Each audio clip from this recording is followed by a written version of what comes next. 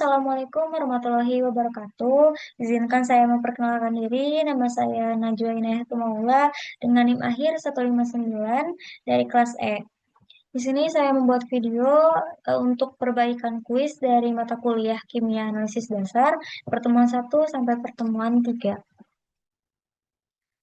Pertama-tama dari nomor 1, berikut ini peranan analisis kimia di bidang farmasi yang kurang tepat adalah jawaban saya itu yang ini, yang opsi dari E, karena opsi A, opsi B, opsi C, dan opsi D itu sesuai dengan peranan analisis kimia, di mana peranan seorang analisis kimia itu kan seperti pengujian untuk pengembangan obat, untuk proses penjaminan mutu dan keamanan obat, terus evaluasi mutu juga, penentuan karakteristik bahan baku dari obatnya.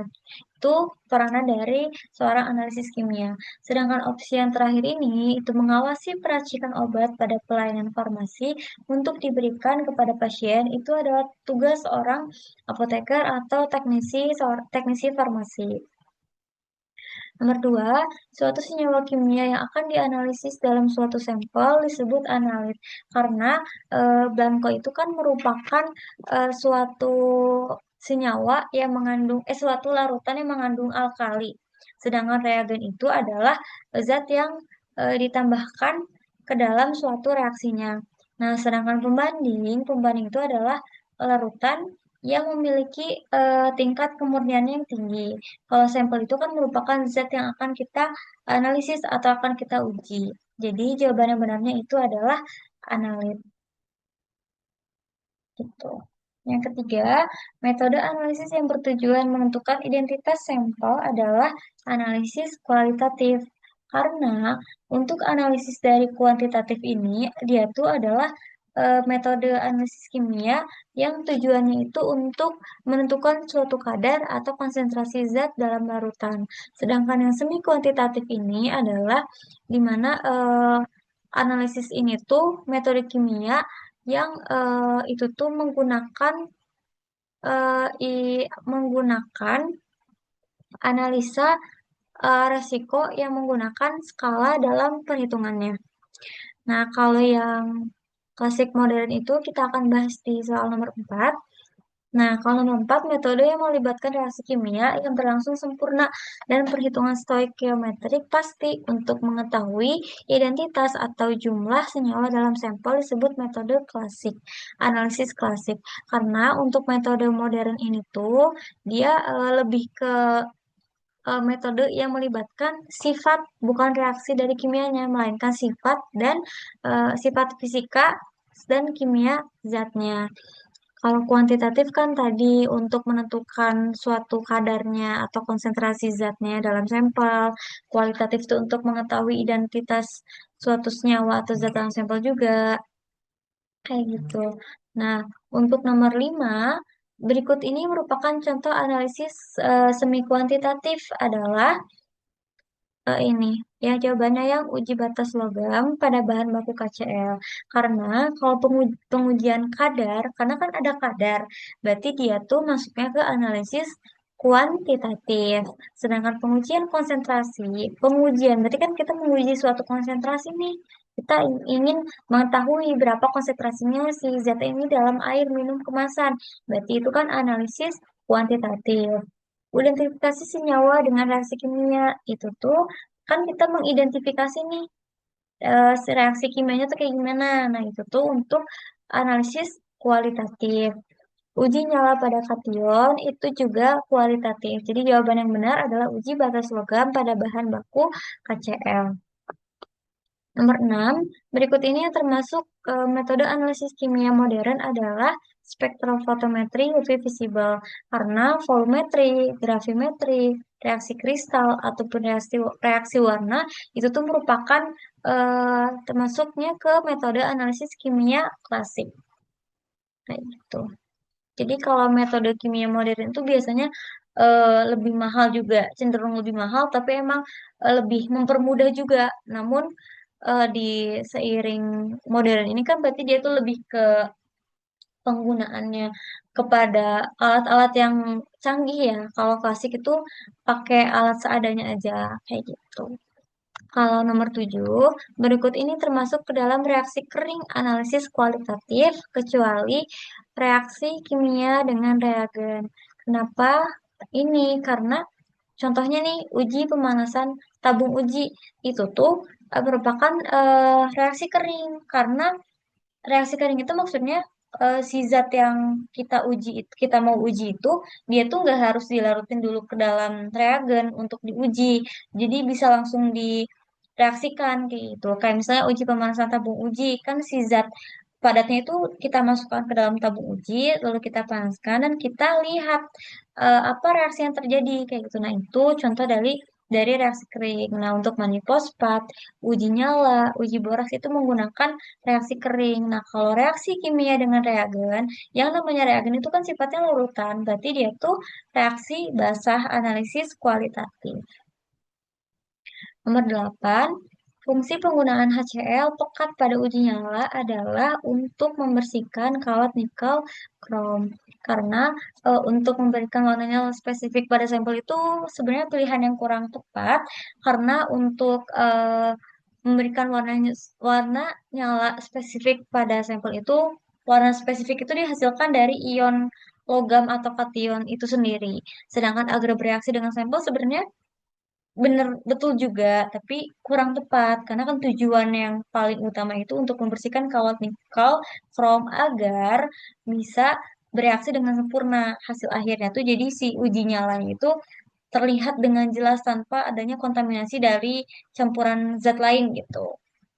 Adapun memberikan suasana asam pada saat pengujian itu tuh tidak tidak kompleks, tidak relatif ya sebenarnya, tidak relevan karena bukan itu gitu tujuannya kayak gitu. Terus nomor 9, berikut ini kation yang memberikan warna hijau kekuningan pada uji nyala adalah barium.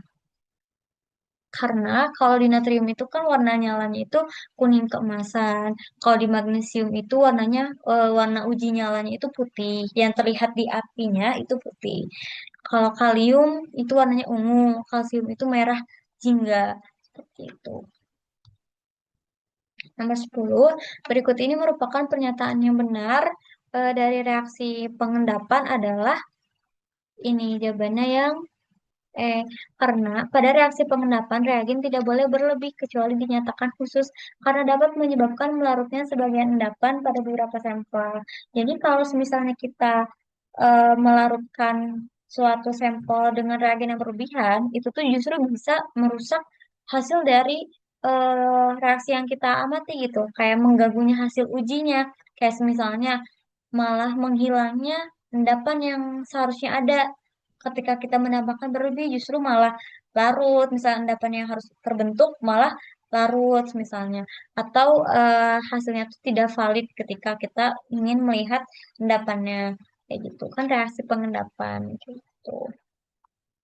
Nomor 11, pemeriksaan ion logam kation dalam larutan biasanya diawali dengan mengelompokkan beberapa golongan kation dengan metode HCl.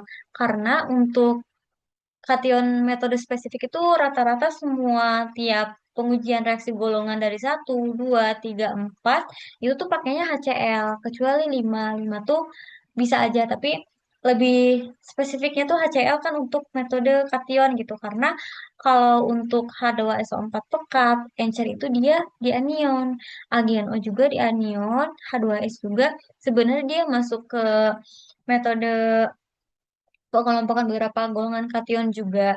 Namun H2S itu hanya untuk beberapa golongan.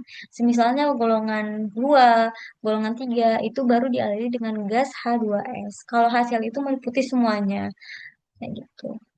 Kalau nomor 12, berikut ini adalah tahapan analisis senyawa anorganik untuk blank identification adalah jawabannya ini, yang pemeriksaan pendahuluan, terus pemeriksaan ion logam kation dalam larutan, pemeriksaan anion dalam larutan, kesimpulan.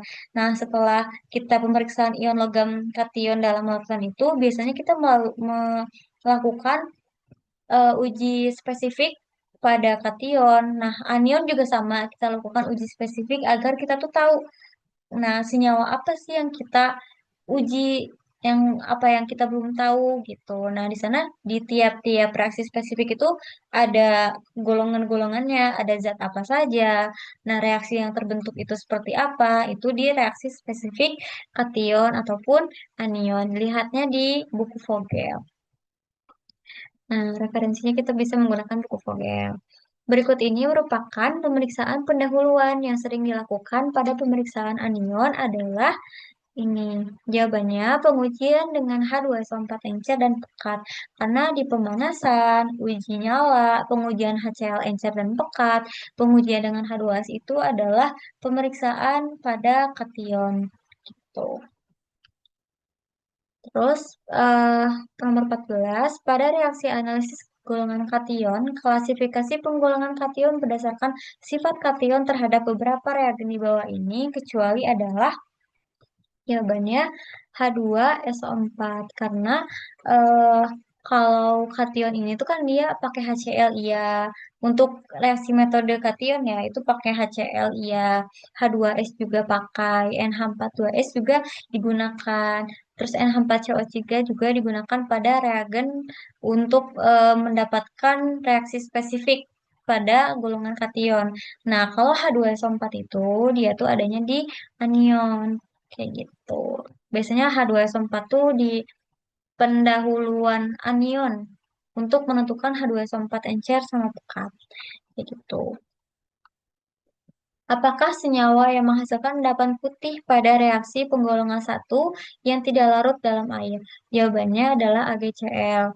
Karena kalau CaCl itu sebenarnya dia bentuk endapannya juga putih, tapi sifatnya itu dia tuh agak larut dalam air kayak gitu. Jadi kan ini yang ditanya itu tidak larut. Nah, sedangkan CaCl itu dia agak larut dalam air. Nah, untuk ZnCl2 dan NaCl2 dia tuh endapan putih juga, namun dia tuh sifatnya dalam air itu larut. Kalau CuCl dia itu eh, endapannya terbentuk tuh warnanya keabu-abuan, terus sifatnya juga eh, kelarutannya tuh rendah gitu. Bukan, jadi kelarutannya rendah tidak sama dengan tidak larut dalam air. Maka jawaban yang lebih tepat itu AgCl.